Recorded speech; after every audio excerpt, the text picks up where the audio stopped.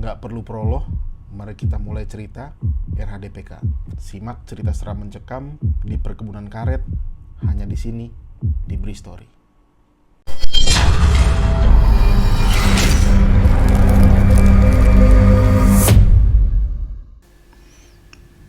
Mungkin nyaris semua doa yang kau hafal sudah terucap pelan.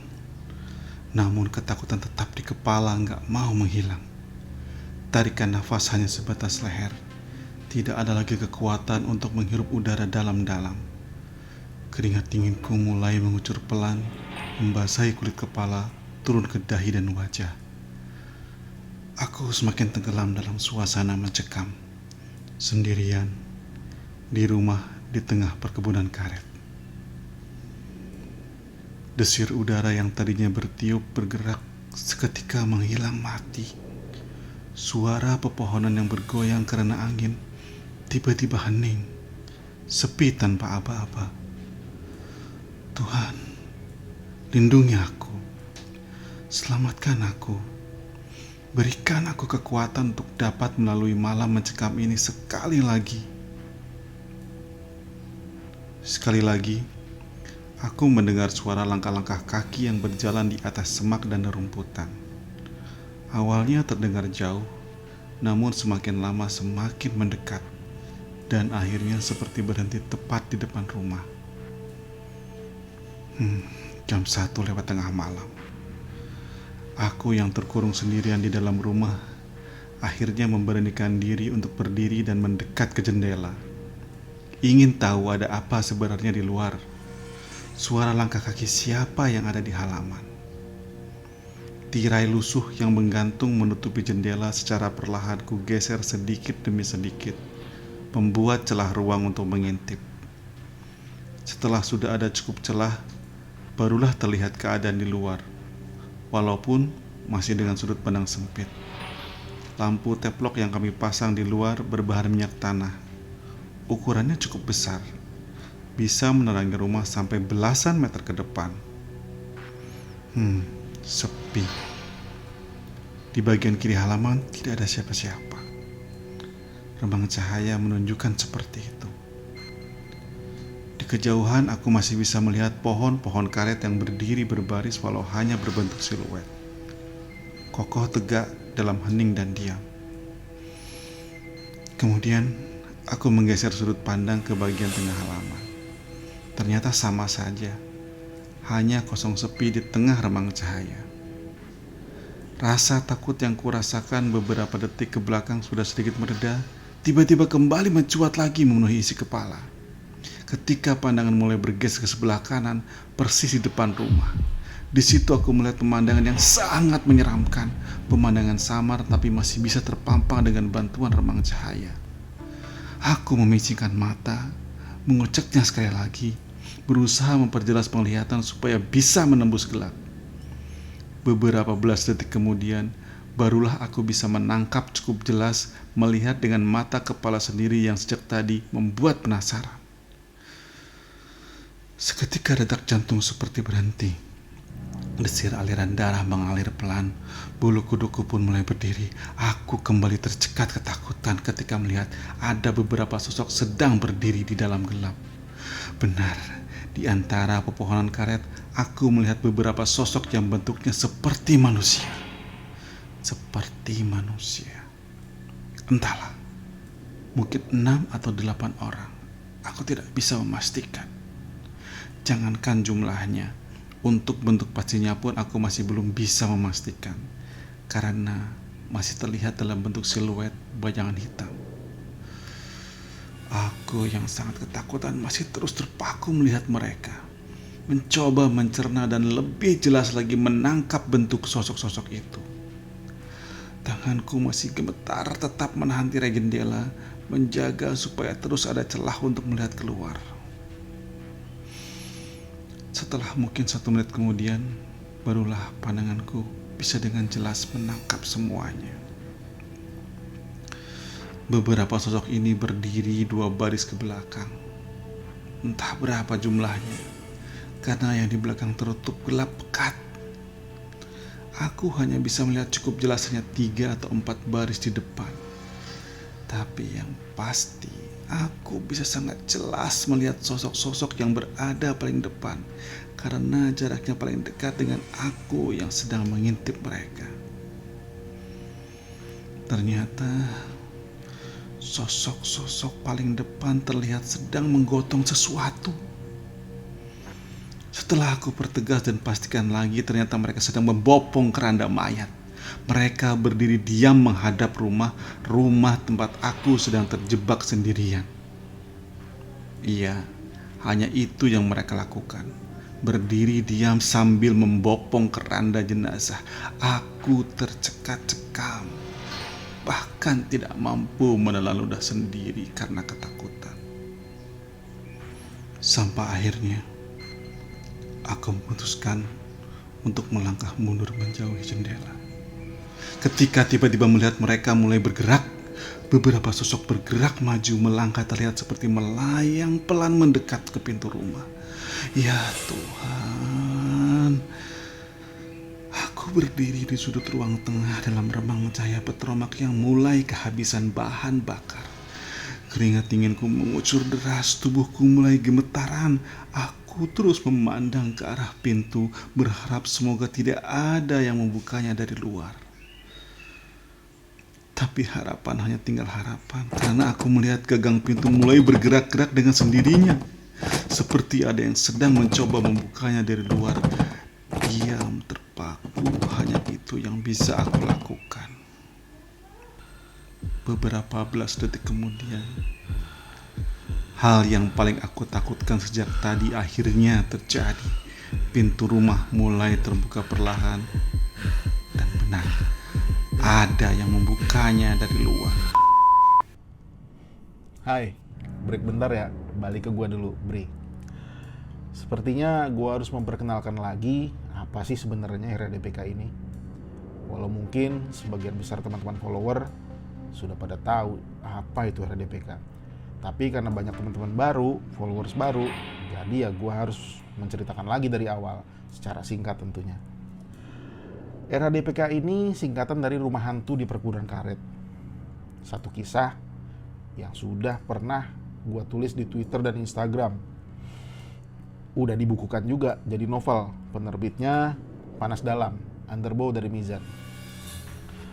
Bukunya masih bisa dibeli di marketplace yang ada. Banyak masih tersedia.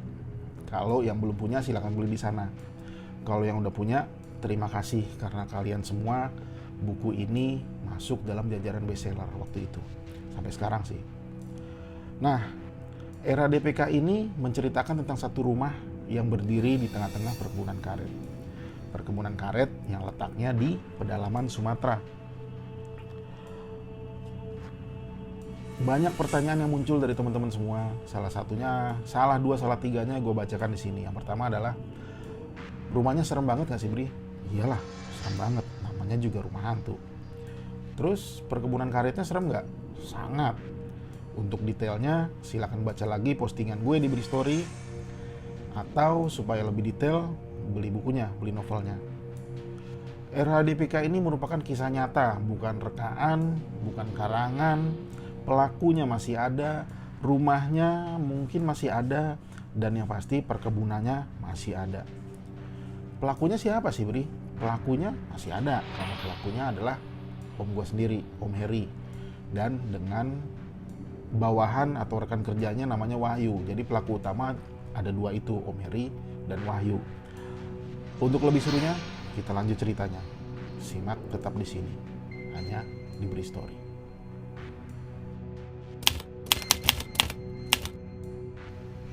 Akhirnya berangkat juga kita, Dok. Ini semua gara-gara lu. Kenapa juga mau ditugasin di tengah hutan Sumatera? Itu percakapanku dengan Sandi ketika kami sudah duduk di dalam bis luar kota yang akan mengantar kami ke satu wilayah di satu kota kecil di perbatasan Sumatera Selatan. Aku Aldo, bersama Sandi rekan kerjaku, kami ditugaskan oleh kantor untuk survei kelayakan dari satu wilayah perkebunan. Jadi, rencananya perusahaan tempat kami bekerja ini akan membeli satu wilayah yang dulunya dipergunakan sebagai perkebunan karet. Namun katanya sudah kira-kira belasan tahun lamanya terbengkalai. Maka dari itulah aku dan Sandi ditugaskan untuk datang mengunjungi untuk melihat-lihat keadaannya. Rencananya kami akan tinggal di sana selama 1 minggu. Ada beberapa penelitian dan tes juga yang akan dilakukan. Kami ingin tahu tingkat kesuburan tanah dan berbagai info lainnya. Awalnya aku keberatan dengan tugas ini dengan berbagai alasan lah. Salah satunya karena jauh dari keluarga, dan terutama karena tempat yang akan kami kunjungi ini jauh di pedalaman Sumatera. Mendengarnya saja sudah cukup seram. Tapi akhirnya Sandi bisa membujukku dengan berbagai cara dan alasan, hingga akhirnya aku luluh dan mau menemaninya menjalankan pekerjaan ini. Singkat cerita, setelah belasan jam perjalanan, akhirnya bis yang mengantarkan kami tiba di satu kota kecil. Waktu itu jam 11 siang. Kami turun dari bis, lalu berdiri di pinggir jalan depan pertokoan. Matahari nyaris berada tepat di atas kepala. Panasnya menyengat mencairkan keringat. Kami dengan penampilan yang berbeda dengan warga setempat mungkin sedikit menarik perhatian. Beberapa mata terlihat memandang dengan penasaran. Kemana dulu nih kita, San? Lo pegang alamatnya kan? Tanyaku ke Sandi yang masih berdiri dengan wajah sedikit mengantuk. Iya, gue juga bingung baca alamatnya nih. Tapi kotanya sih bener kota ini, jawab Sandi. Mungkin raut wajah kami memang kelihatan kebingungan, jadi tambah menarik perhatian banyak orang. Oi, mau kemana bang? Tiba-tiba ada orang yang sudah berdiri dekat kami. Kami mau ke alamat ini, tahu nggak bang? Jawab Sandi sambil menunjukkan secari kertas di tangannya. Orang itu membacanya sebentar, lalu dia bilang, oh ini sih Pak Rahman, bos tanah. Ayo saya antar ke rumahnya, nggak jauh kok dari sini. Wah, kebetulan yang menyenangkan. Tentu saja kami senang mendengarnya dan ikut ajakan dari pemuda ini. Kami mengikuti langkahnya menuju ke arah belakang kota kecil ini, menyusuri jalan tanah lebar, menembus celah pertokoan yang berbaris berjajar. Memang ini kota kecil, keramaian hanya ada di sepanjang jalan besar tadi, yang kebetulan merupakan jalan lintas Sumatera. Gak terlalu lama, hanya kira-kira 30 menit perjalanan, diselingi dengan obrolan santai, jadinya gak terlalu terasa. Tibalah kami di depan satu rumah kecil dengan halaman luas. Rumahnya sederhana, namun kelihatan sangat nyaman sebagai tempat tinggal. Ayo bang, kita masuk. Ini rumah Pak Rahman, ajak pemuda baik hati ini, yang belakangan kami tahu kalau namanya Kuswan. Ada yang menarik perhatian ketika kami sudah berada di halaman rumah. Tepat di depan teras ada 3 motor berjajar. Aku bertanya-tanya dalam hati, kok banyak sekali motor yang dimiliki Pak Rahman? Setelah sudah berada depan pintu, Kuswan mengetuknya. Assalamualaikum.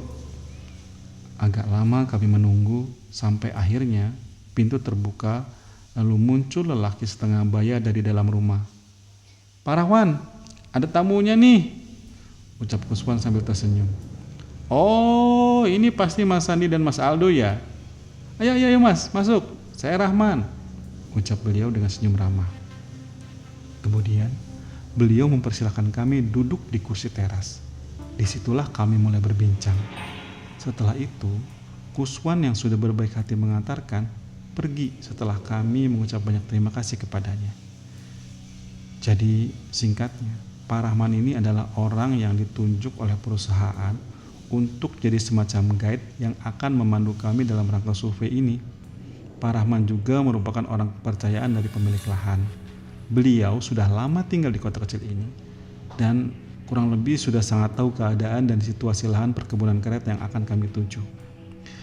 Kira-kira saya sudah 15 tahun tinggal di sini mas, dan sudah 5 tahun bekerja untuk pemilik lahan yang mas-mas ini mendatangi.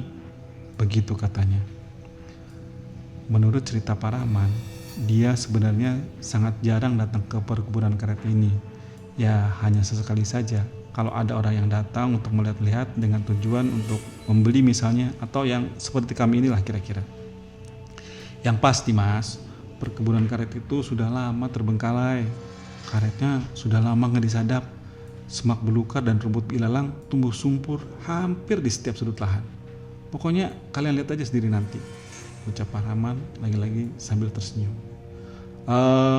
Berapa lama perjalanan dari sini, Pak? Tanyaku. Ya, kira-kira 1 jam lebih perjalanan menggunakan motor. Nah, kalian lihat motor yang depan? Itu motor yang udah saya siapkan buat kalian.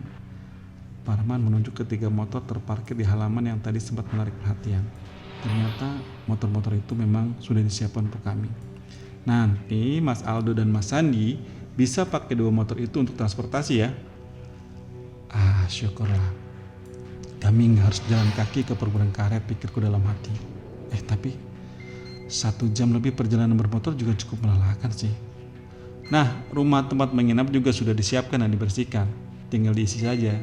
Malam ini saya bisa menemani menginap di sana sampai besok sore. Tapi lusa saya ada keperluan, jadi nggak bisa menemani ya. Lanjut Pak Rahman. Bukannya rumah tempat kami tinggal dekat-dekat sini, Pak? Tanya Sandi penasaran. Loh, emang kalian nggak dikasih tahu? Rumahnya bukan di sini, tapi di tengah perkebunan karet itu.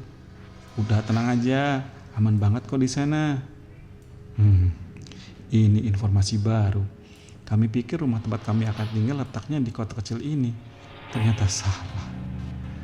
Di tengah-tengah perkebunan karet. Ya sudah. Nggak ada lagi yang bisa kami lakukan selain menuju ke perkebunan karet itu lalu menyelesaikan pekerjaan supaya bisa pulang kembali ke Jakarta. Kalau sudah siap, nanti setelah makan siang kita langsung berangkat saja ya ke perkebunan, ucap Pak Rahman. Aku dan Sandi mengangguk setuju. Setelah itu, kami melanjutkan perbincangan. Lebih banyak berisi mengenai perkebunan karet, tapi sesekali membincangkan juga hal lainnya. Pak Rahman memang sangat ramah dan suka bercanda. Kami jadi betah berlama-lama berbincang dengannya.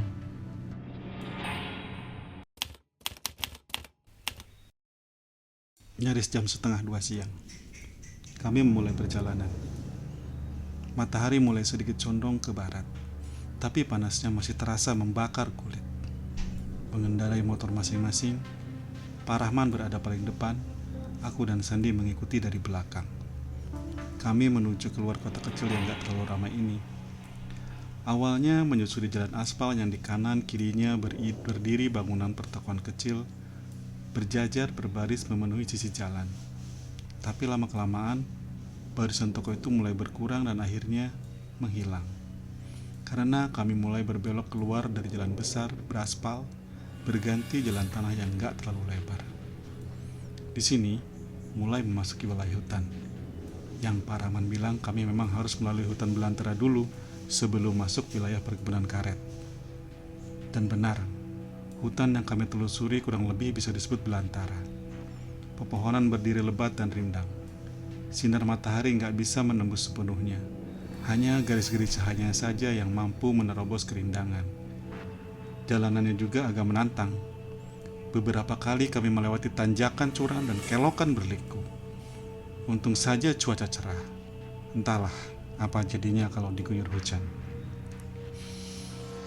Raungan mesin motor yang kami tunggangi seperti memecah kesunyian belantara ini.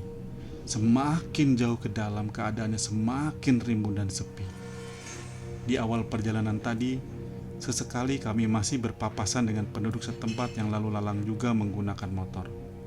Tapi lama-kelamaan sepertinya hanya tinggal kami bertiga yang berada di jalanan yang semakin lama semakin mengecil ini. Hanya kami yang sedang berada di dalam hutan ini. Tapi aku cukup takjub dengan pemandangan yang terpampang. Sebuah pemandangan yang belum pernah aku melihat dan merasakan sebelumnya. Pemandangan yang mustahil ada di kota Jakarta. Sekitar 45 menit perjalanan, Pak Rahman menghentikan laju motornya. Kemudian, aku dan Sandi berhenti juga di sampingnya. Nah, ini batas paling luar perkebunan karetnya, berbatasan langsung dengan hutan yang kita lewati tadi. Begitu kata Pak Rahman. Memang benar, beberapa meter di depan pemandangan sudah berubah. Yang tadinya hutan belantara berganti jadi banyak pepohonan karet berdiri memanjang, berbaris rapih berjarak sama satu dengan yang lainnya. Yuk kita lanjut jalan, Rumahnya sekitar setengah jam dari sini. Pak Rahman bilang begitu. Lalu kami mengikuti di belakangnya. Lagi-lagi benar apa yang Pak Rahman bilang. Perkebunan karet ini sangat tidak terawat. Rumput ilalang dan semak belukar nyaris memenuhi semua permukaan, berdesakan di antara pohon-pohon karet. Aku memandanginya sambil terus melaju, memperhatikan kanan kiri pepohonan karet yang terlihat jadi seperti terowongan panjang. Sepi, nggak ada orang sama sekali. Sepertinya benar hanya kami orang yang ada di wilayah luas di pedalaman Sumatera ini. Tapi ada yang sedikit aneh. Entahlah, mungkin hanya perasaan saja atau bagaimana, tapi aku merasa kalau ada yang sedang memperhatikan kami. Entah siapa. Dan yang lebih aneh lagi, aku merasa kalau perkebunan karet ini hidup dan seperti sedang memperhatikan kami juga. Sungguh sebuah perasaan yang aneh. Tapi ya sudahlah. Aku coba untuk mengabaikan semuanya, lalu mengalihkannya dengan lagi-lagi memperhatikan sekeliling. Perkebunan karet yang sepertinya sudah sangat lama terbengkalai, tidak terurus. Melihat ini semua, aku jadi ingin cepat-cepat menyelesaikan pekerjaan dan kembali ke Jakarta.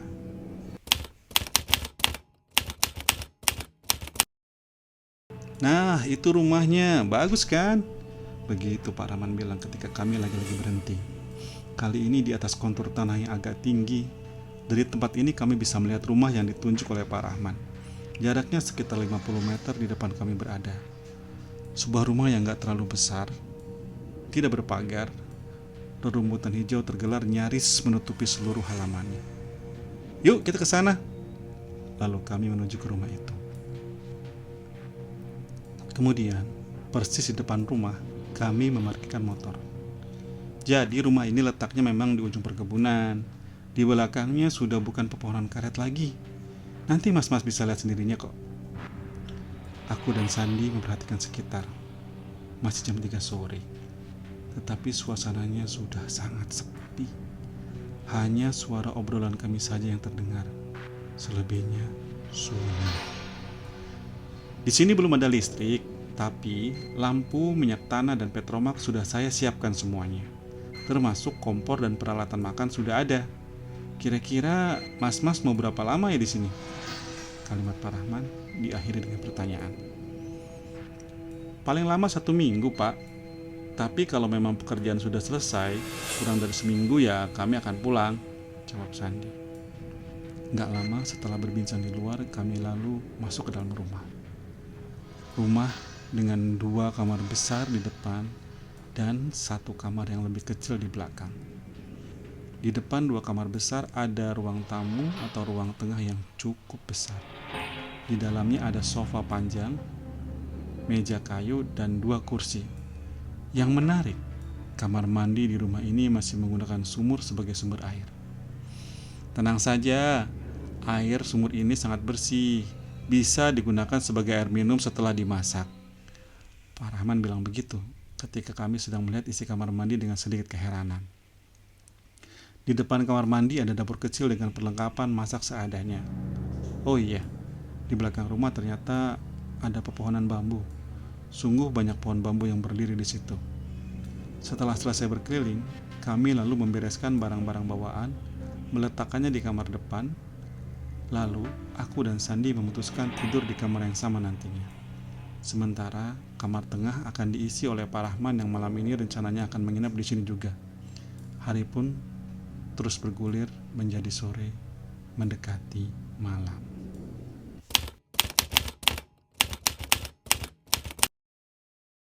Jam 8 malam, setelah makan kami berbincang di ruang tengah. Lampu petromak jadi sumber penerangan. Dalam jangka beberapa waktu, kami harus memompanya agar bisa terus menyala terang. Mas, tenang saja kalau bekerja di sini. Kalau boleh tahu, survei apa aja sih yang akan dilakukan? Tanya Pak Rahman sambil menghisap rokoknya. Gak banyak kok Pak, hanya mengukur luas lahan, menghitung banyaknya pohon karet, kesuburan tanah, dan sebagainya lah. Kira-kira seperti itu Pak, jawab Sandi. Ya harapannya sih nggak sampai seminggu kami sudah selesai, sambungku. Perbincangan cukup seru dan menarik. Ditambah Pak Rahman yang sepertinya orang yang sangat senang bercerita tentang apa saja. Tapi pikiranku sesekali teralihkan, memperhatikan situasi dan keadaan rumah ini dan perkebunan karet di luar. Heningnya sungguh benar adanya. Tidak ada suara sama sekali selain suara dedaunan yang bergoyang tertiup angin.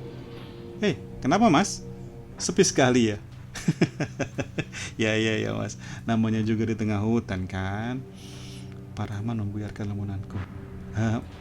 Iya pak, saya sama sekali belum pernah merasakan tinggal di tempat seperti ini, jawabku. Masing-masing gelas kopi sudah habis, hanya menyisakan bubuknya saja.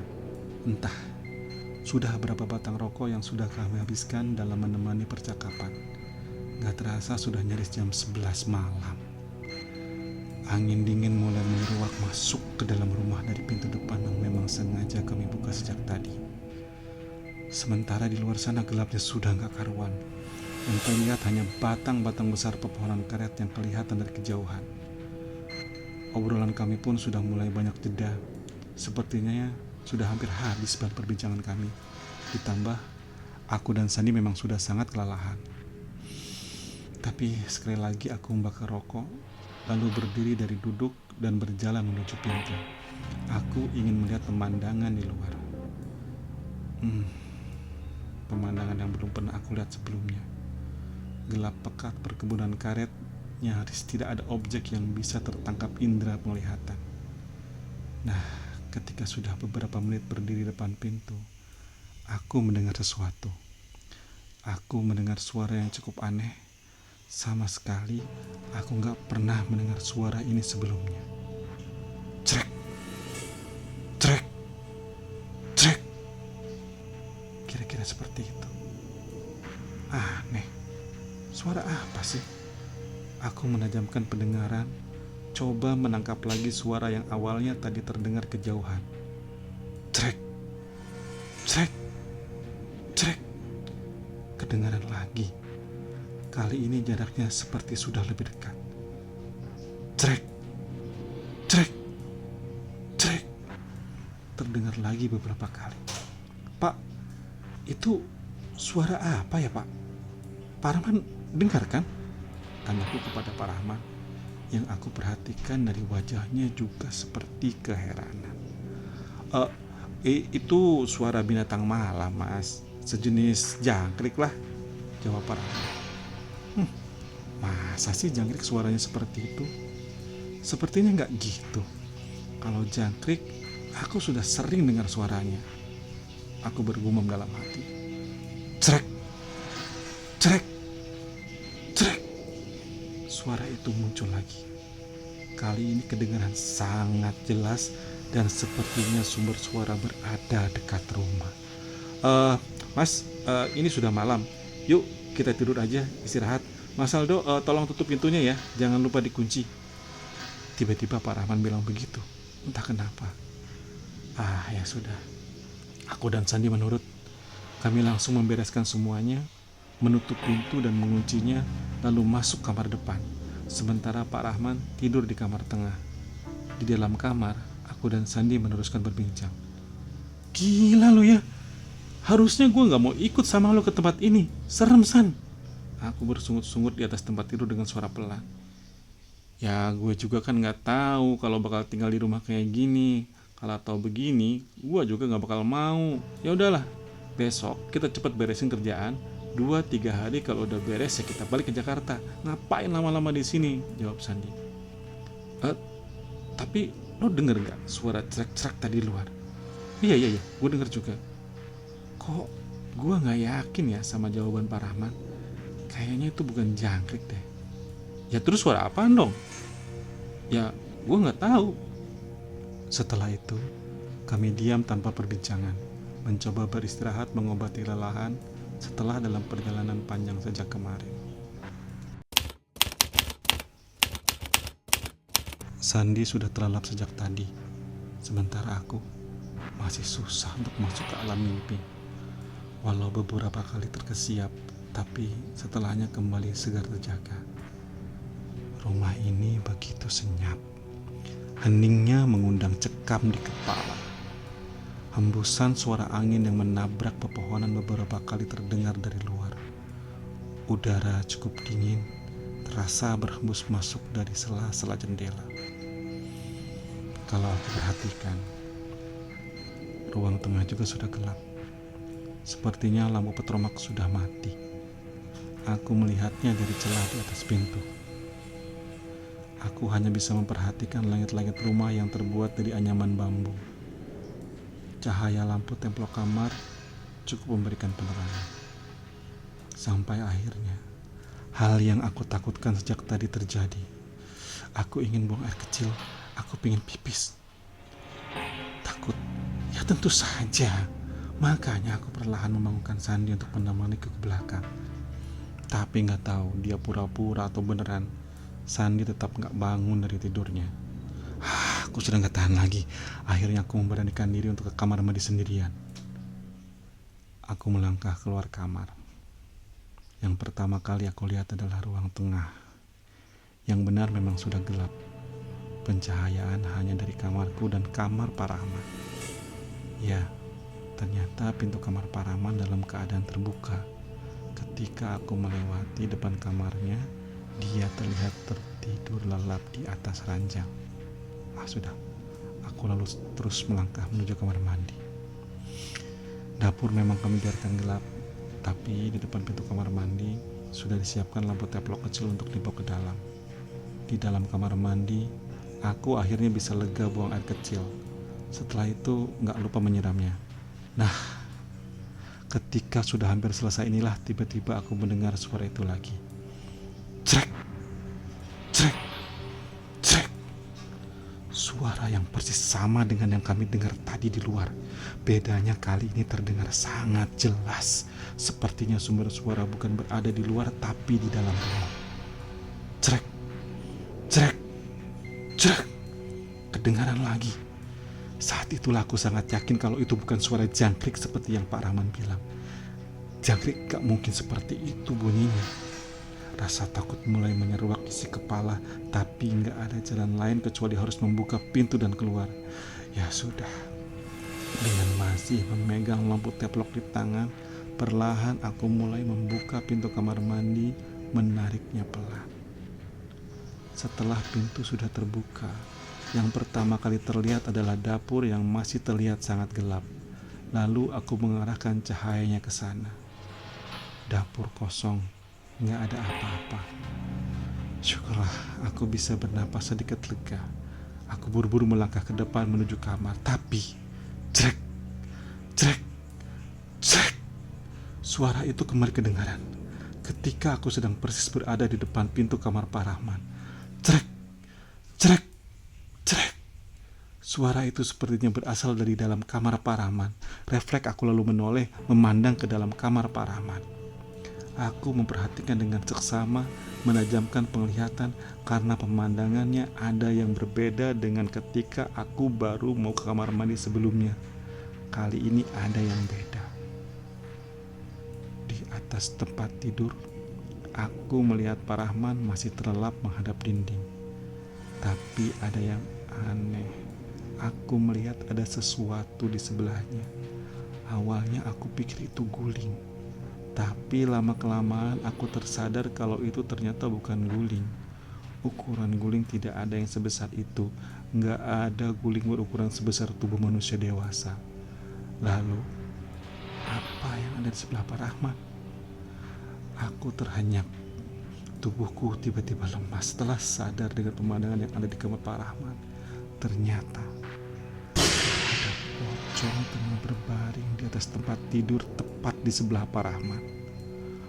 Pocong sebesar ukuran tubuh orang dewasa, berbalut kain putih kusam lengkap dengan ikatan di beberapa tempat. Aku sangat ketakutan. Lalu tiba-tiba, crek, crek, crek. Suara itu kedengaran lagi, tapi aku masih juga belum bisa melangkah Kaki ini terasa sangat berat untuk digerakkan. Desir aliran darah begitu cepat, begitu mencekam. Semakin ketakutan lagi ketika aku melihat kalau pocong itu mulai bergerak perlahan. Yang tadinya berbaring, perlahan dia mulai bangkit seperti hendak berposisi duduk. Tuhan, pemandangan apa ini? Nyaris menangis ketika akhirnya aku melihat pocong sudah duduk di atas tempat tidur menghadapku. Entah dapat kekuatan dari mana, akhirnya aku dapat menggeser, menyeret kaki untuk melangkah masuk ke dalam kamar depan. Buru-buru aku menutup pintu lalu menguncinya dari dalam.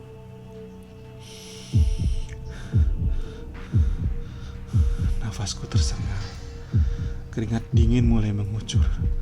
Aku gemetar ketakutan, sementara Sandi masih telap tertidur. Aku gak mau ketakutan sendirian. Aku lalu membangunkan Sandi, kali ini dengan lebih memaksa. Sandi harus bangun. Beberapa belas detik kemudian akhirnya Sandi bangun juga. "Ada apa sih, Dok?" tanya Sandi sambil mengucek-ngucek matanya. "San, ada pocong di kamar Pak Rahman." Nyaris berbisik aku bilang begitu. "Hah? Serius lo? Tahu dari mana?" Sandi langsung total terjaga. "Gua lihat sendiri tadi waktu balik dari kamar mandi." Aku masih gemetar berbicara. Tiba-tiba, cerak, cerak, cerak. Suara itu kedengaran lagi. Aku dan Sandi jelas mendengarnya. "Itu bukan suara jangkrik, San," ucapku. "Terus, itu suara apa?" tanya Sandi mulai ketakutan juga. "Kayaknya itu suara pocong." "Ah, gila lu, serem amat." "Coba lihat aja sendiri kalau nggak percaya." Entah apa yang ada di kepala Sandi. Dia malah berdiri lalu berjalan mendekati pintu, kemudian membukanya perlahan. Sandi mengintip keluar.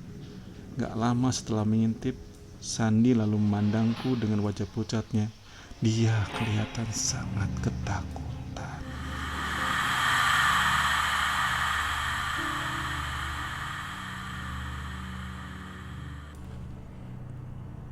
Balik lagi ke gue, Bri. Kira-kira apa yang dilihat oleh Sandi ya? Penasaran kan? Tapi karena udah malam dan ceritanya cukup panjang, gue akan lanjutkan di video berikutnya atau minggu depan. Yang pasti lanjutannya akan jauh lebih mencekam. Tetap sehat supaya bisa terus merinding bareng. Sampai jumpa minggu depan. Salam.